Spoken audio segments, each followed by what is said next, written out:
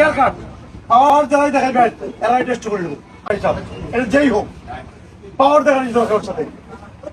আর যারা অন্যায় করছে তারা শাস্তি পর্যায়ক্রমে হইব, ট্রান্সফার করার কোনো দরকার নাই, হইব করলে আর কেউ না দেখো আল্লাহ তোমাকে দেওয়ার কোনো সুযোগ নাই। তো বিচারের আসলে প্রত্যেকটা মানুষ আমি অনুরোধ করবো, আগের চিন্তা বাদ দিয়ে প্রত্যেকটা মানুষ আমি অনুরোধ করবো বিচারে বইয়া, বিচারে যখন বইবেন তখন মনে করবেন আমি বিচারক, আমি সবার, আমি ন্যায়ের।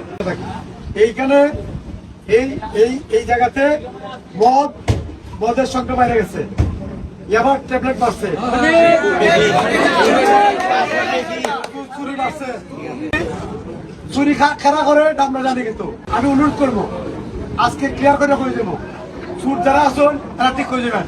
সুর কিন্তু আমরা কম বেশ মনে আমার মনে হয় আপনারা বাবাটি কিন্তু আমার বলিতে পারবো, আপনার ডরাই এখন না। এই ডর ভাঙ্গা নেব, বড় গোষ্ঠীর ডর করে রাখতাম না, বড় গোষ্ঠীটা ডর দেখাই দেওয়া হয়, এইটা ডর ভাঙ্গা নেব ইনশাল্লাহ।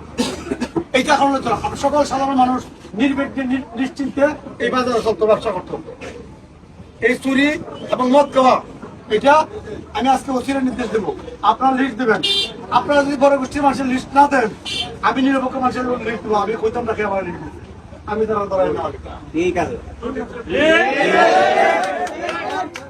কারণ এটা আপনারা হয়তো আপাতত খুশি হন যে আপনার বাতিজার একটা হিরোইন খাই অবস্থা করে ট্যাবলেট খায়, মদ খাই অবস্থা করে আপনারা খুব খুশি হন।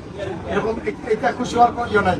এই ছেলেটা যদি মদ খায়, ট্যাবলেট খায়, এই ছেলেটা প্রথম তারা ধ্বংস করবো, তার ফ্যামিলিকে ধ্বংস করবো, তার আশেপাশে সমাজ ধ্বংস করবো, এর কাছ থেকে টাকা চাইবো, তার কাছ থেকে টাকা চাইবো, চাইতে চাইতে এরপরে চুরিটা থাকে, যখন চুরি করে নেশা করার কারণে চুরি করে। আমি কোনো অন্যায় করতে চাই না, অন্যায় করবে যারা তাদেরকেও আমি কষ্ট দিতে চাই না।